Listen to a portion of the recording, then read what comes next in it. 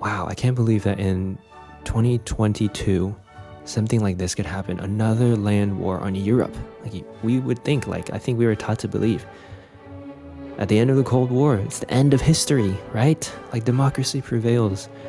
Why are we still supporting Ukraine? What's the deal? To a certain degree, it is right to support Ukraine. What I'm wondering is whether the United States is supporting Ukraine out of a genuine desire to end the war or to find peace and stop the killing, or is it purely to advance American interests? Yo, what's up everyone? Welcome back. This is episode 2 of the podcast, and this podcast is called The Third Row with Evan Lamb. Glad to have you here. We're going to get right into it. Today's episode is going to be on the bill that just passed the House, the Senate, and was signed by President Biden this past week. Now, for those of you who may be wondering, what is this bill? I haven't heard of it. Well, you probably have seen it on the news or something, but if you haven't, that's okay. This bill represents almost everything that is going on in this world in terms of what America is concerned about. This bill includes aid to Ukraine, aid to Israel, and aid to Taiwan, and a ban on TikTok. Now, today I'm going to be talking about Ukraine. Now, actually, if any of you guys have been paying attention to the news, there are a lot of things happening, especially in regards to Israel and Palestine. And while I'm not going to get into that and what's going on there, all I will say and all I will ask of you, if you're listening to this, is to be aware of what's going on, to watch the news. Make sure you're not just listening from one news source. Don't just listen to what the news media is amplifying, but really try to get down to the facts. Usually things are never so one-sided, so black and white, and so simple. Be responsible Christians. Know what's happening in the world. All right, that said, we are going to talk about the Ukraine part of the bill. Now, as the saying goes, unless you have been living under a rock, you should know that Ukraine is currently defending themselves against an invasion from Russia. And this invasion began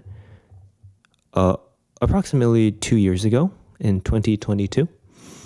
And a lot of things have happened since. I remember when the invasion happened, it just felt so surreal. It appeared on the news in the morning. I drove out, was driving around my city, and I was just wondering, man, I wonder what all the other people who are also driving around on the streets are thinking. It's just so surreal. It's wow, I can't believe that in 2022, something like this could happen. Another land war on Europe. We would think, I think we were taught to believe. At the end of the Cold War, it's the end of history, right? Democracy prevails. At the end of World War II, Europe was never going to see such a massive invasion again, or a massive, human rights crisis. Europe is developed and stuff like that. But nope, no. Russia invaded Ukraine two years ago, and the United States has been very involved.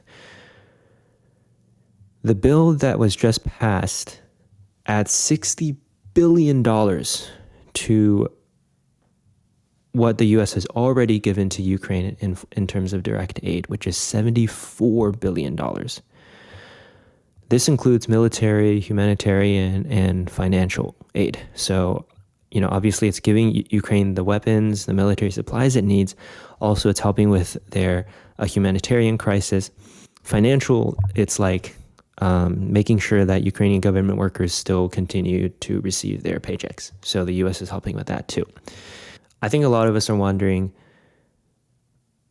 why are we still supporting Ukraine? What's the deal? there are a lot of concerns, right? Because some people think that we're not investing enough in our own security, like the border, or our own many, many domestic issues. Others are just like, okay, what does supporting Ukraine get us in terms of, how does this help the US? Why are we being so involved in a war so far away that we're not even directly participating in? All right, we're not sending troops. And okay, I'm going to try to answer that question because I think it is super important. And that's what this episode is about. Why are we supporting Ukraine? So just an important caveat, and I guess, yeah, just an important caveat before I get into it is that what I'm going to say next is not going to be particularly agreeable with some of you. All I am conveying is the thinking, the broad outline of what's driving our political leaders to continue supporting Ukraine. And by political leaders in this case, I'm mean specifically President Joe Biden, Secretary of State Antony Blinken, basically the whole executive branch. And then congressional leaders like Senate leaders, so the Senate Majority Leader Chuck Schumer, Senate Minority Leader Mitch McConnell, and the House Speaker, Mike Johnson. On this issue, all of them are aligned. Now, there are some of our leaders who are not aligned with this. Mainly, and by leaders, I don't necessarily mean they're like the leader of the Congress or whatever. I mean like just people we elect into office. So there's a group of Republicans who are very against supporting Ukraine right now. Now, are their concerns legitimate, or is it just a political stunt? I'm not going to say, but they basically, most of our congressional leaders and congressmen, congresswomen, and our president are aligned on the issue. And this is what drives them into continuing to support Ukraine.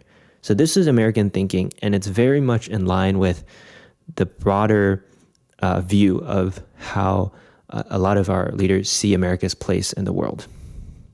So there's a number of reasons why we are supporting Ukraine. The most basic reason is that people recognize that Russia's invasion of Ukraine is a blatant violation of Ukrainian sovereignty. There's no getting around it. You can argue that Ukraine did political moves that angered Russia, but you cannot say in any way that Russia's actual invasion, boom, boom, shots fired, was justified in any way by what Ukraine did prior to the invasion. You cannot say that when Russia crossed into Ukrainian borders, started shooting at Ukrainian soldiers, started assaulting Ukrainian civilians, bombing out their cities, that was justified.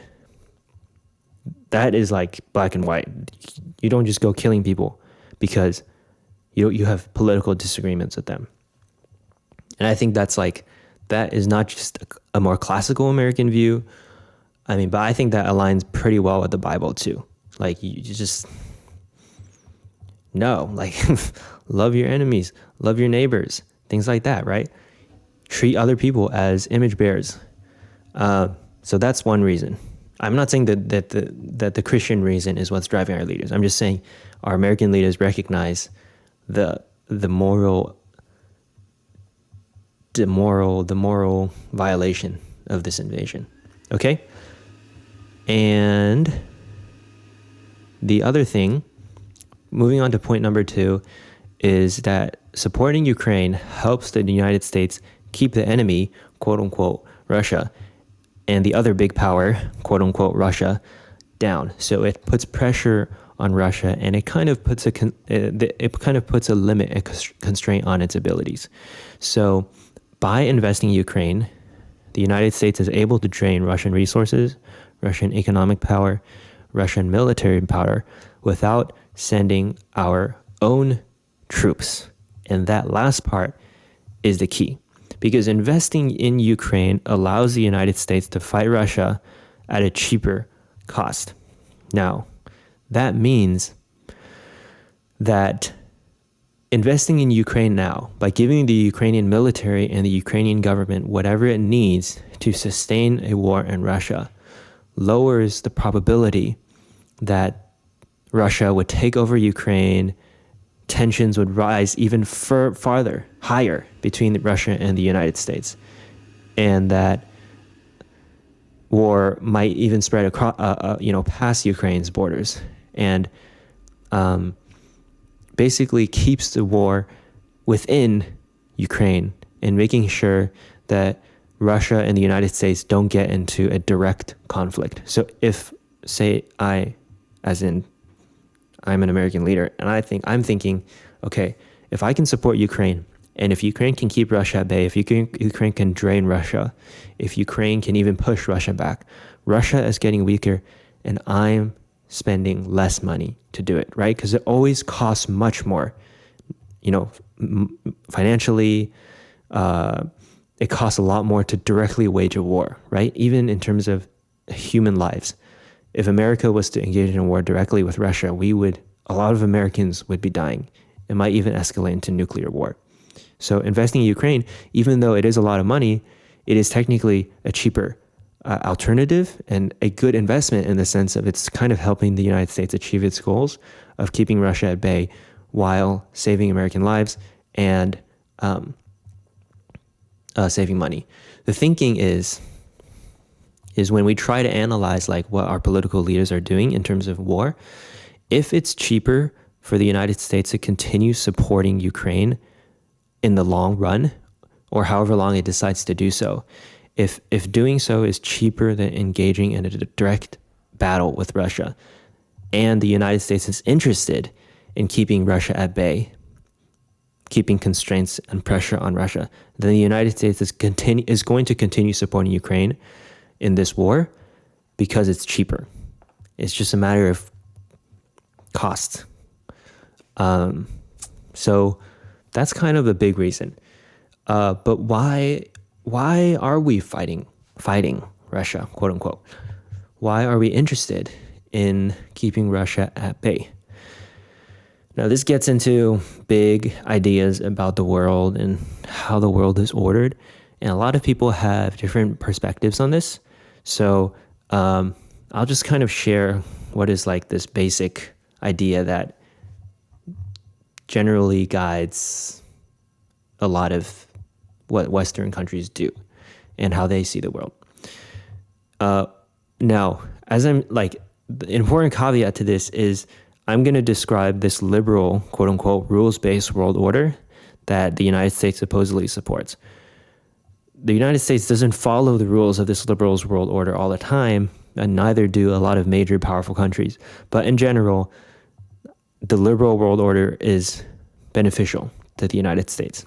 So what is the liberal international world order?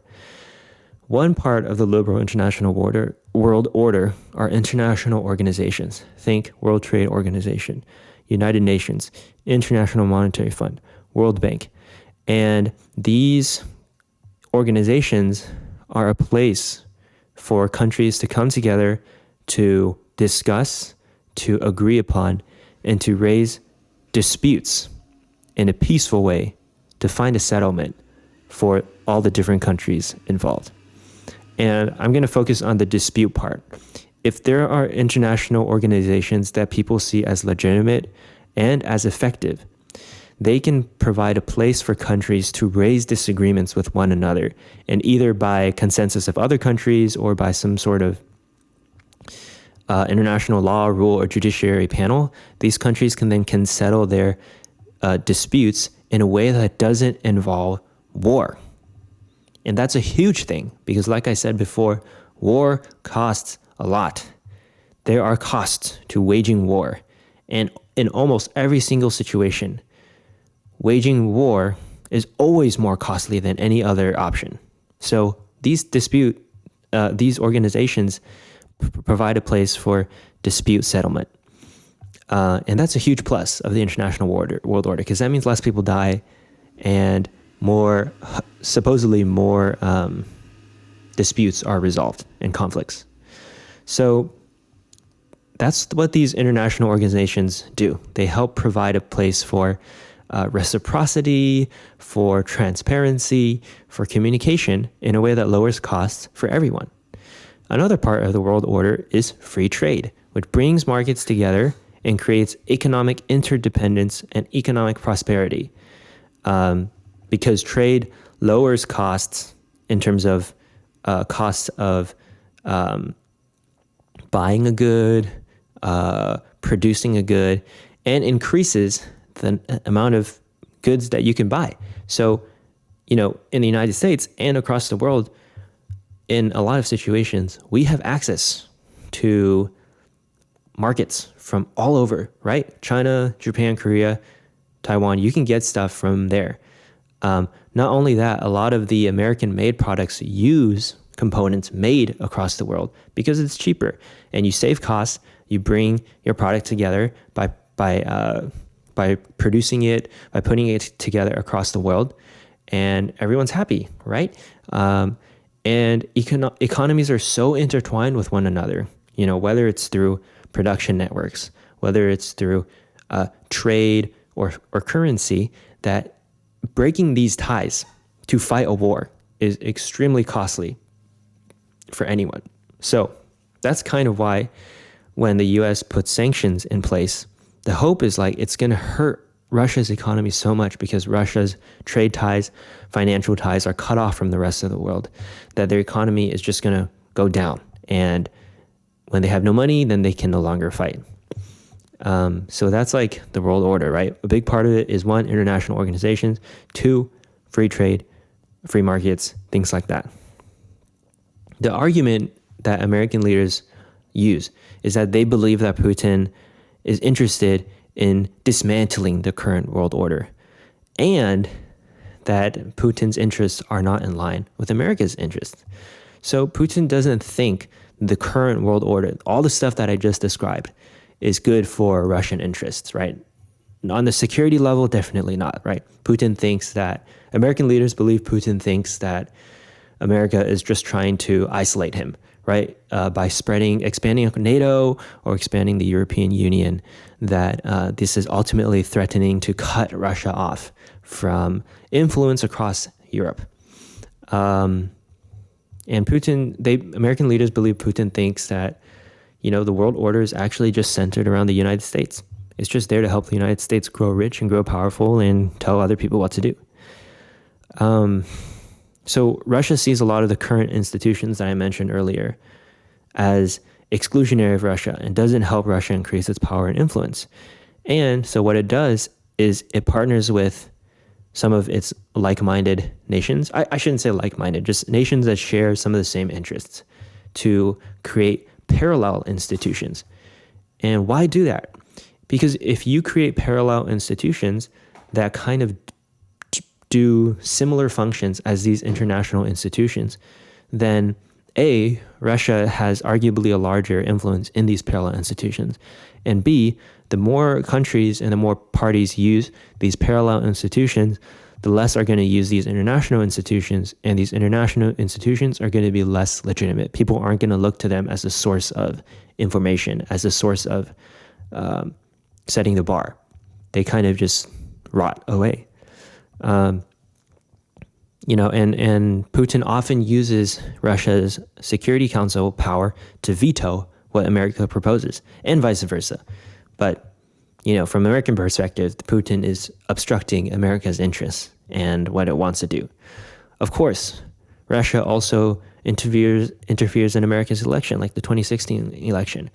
Bunch of Russian interference to try to sway American public opinion or to put out fake news. And now, even with AI, it's even more dangerous for bad actors to spread misinformation across a democracy that has freedom of press and freedom of speech.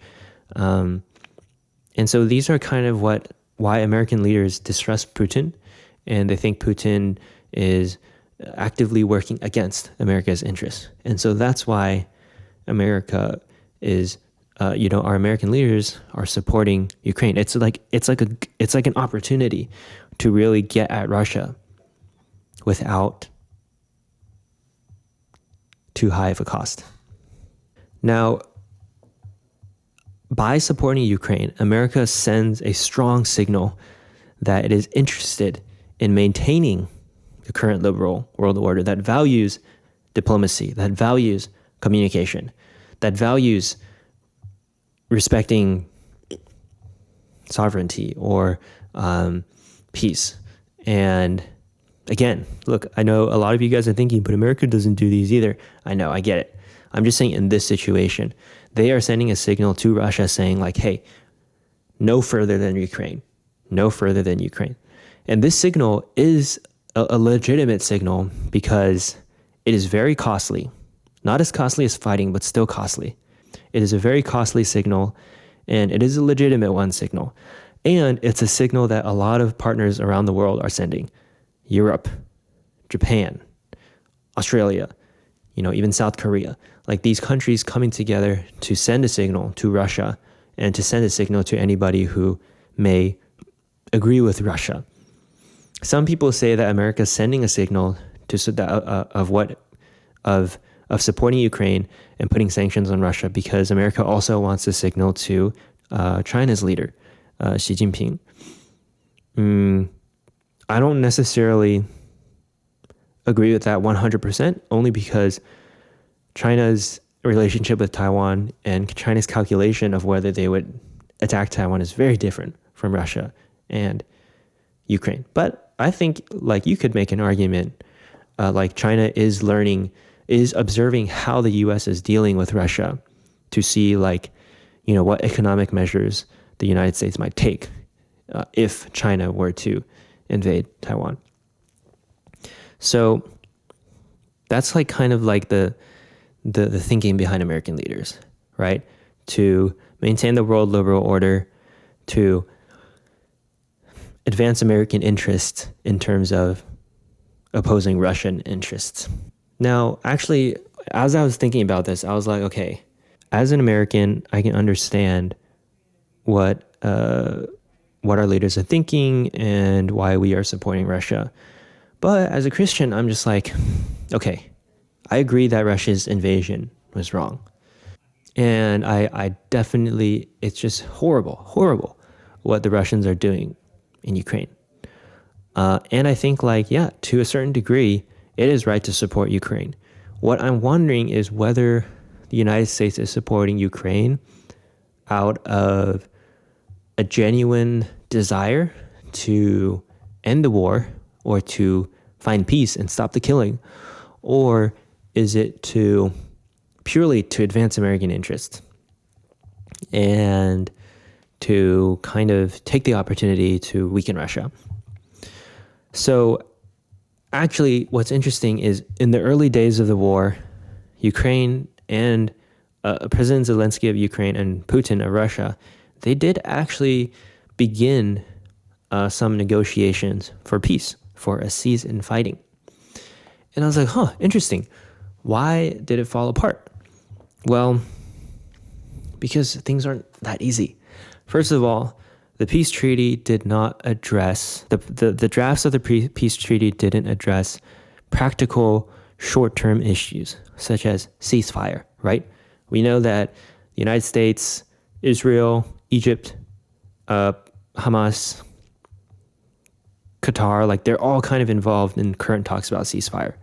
This treaty, these talks between Ukraine and Russia didn't address ceasefire. So it's okay, even if you sign the treaty, how is the war going to stop? Who's going to stop shooting first? It also didn't address territorial or boundary issues. By the time they were discussing this treaty, Russia had already invaded. So if the peace treaty is signed, does Ukraine get all its territory back? Or does Russia keep some of the territory? These weren't addressed. The other thing was, a big part of the peace treaty was aimed on making sure that Ukraine would stay as a neutral power. So what that means is the Ukrainian is not going to have foreign military bases on its soil, means it's not going to join the West, aka NATO, the North Atlantic Treaty Organization. So Russia shouldn't be concerned about Western powers encroaching right on Russia's border. At the same time, it's not going to join Russia either. It's not going to become part of Russia's sphere of influence. It's going to be neutral.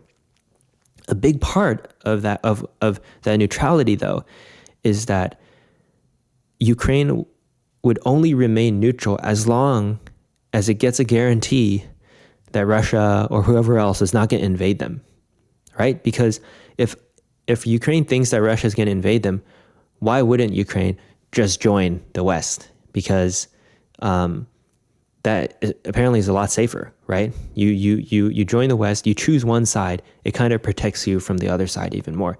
If you choose to be neutral, but you can't trust the other side will respect your neutrality, then why would I choose to be neutral? It just doesn't make sense. So a big part of that is like, okay, Ukraine's in the peace treaty, Ukraine was like, Ukraine will remain neutral, but you have to guarantee that you're not going to attack me, Russia.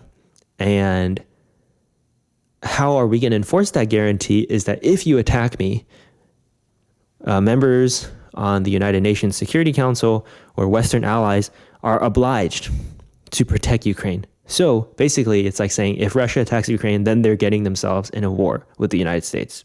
Now, you can see why that could be problematic. Because first of all, what we know is that as they were talking about this peace treaty, as they were discussing it, as they were negotiating, they didn't confront the United States. They didn't confront the United Kingdom. They didn't confront these big powers that would be obliged to support Ukraine if Russia attacked. That's like a huge commitment for the United States. You can't just like pull the United States into this issue without confronting them because you're putting American lives on the line. Those were kind of like the two big issues of the peace treaty and kind of why it didn't fail, why it didn't succeed. It would be unfair, as we know from the report, to completely blame the United States or the United Kingdom on not wanting to sign the treaty. Because Zelensky, at the time that they were fighting this, as they were negotiating, Ukraine also discovered, as Russia was retreating from some of its territory, Ukraine also discovered like the murders, the assaults on Ukrainian people that Russian soldiers committed. And Zelensky was pretty mad about that. And because Russian troops were retreating at that time and Western support seemed very high and Western aid kept flowing in, Zelensky believed that he could have the ability to push Russia back. So if Zelensky's thinking, if I can push Russia back and get all my territory back and pretty much win, why do I have to sign a peace treaty that ties my hands in the future? As for the West, the West the West didn't want to commit to that kind of security guarantee. And like I mentioned before, this was kind of a way to advance this liberal world order or these American Western interests in a way that it was an opportunity to go after Russia in a sense. Both sides didn't really trust each other. Like if the West and Ukraine were to pursue diplomacy and peace at this moment, it might be something really similar to what was discussed in this original attempt at a peace treaty, right? Ukrainian neutrality, but that would come with a Western defense guarantee, and that would be putting Western credibility on the line.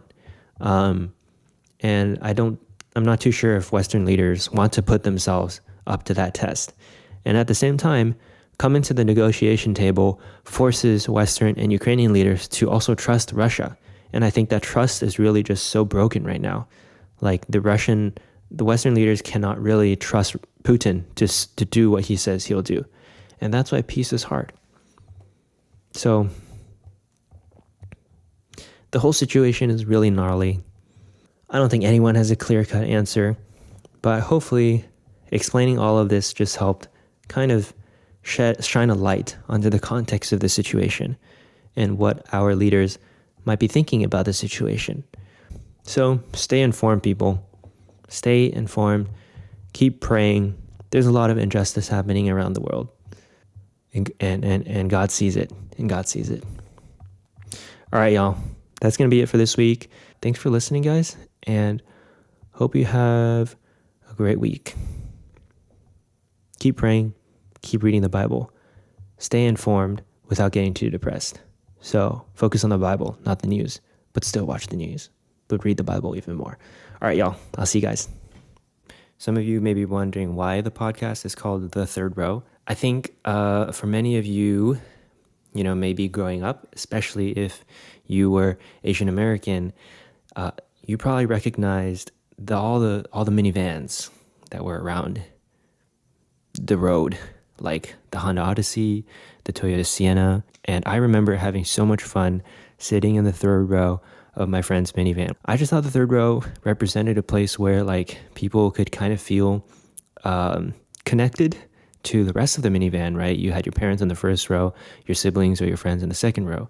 But at the same time, the third row was kind of like a little bit more set apart. And that I felt like that was where the real fun happened, the real conversations. And for those of you who have experience going in church minivans, bro, the back row, man, the back row is always the best. So that's why the podcast is called The Third Row.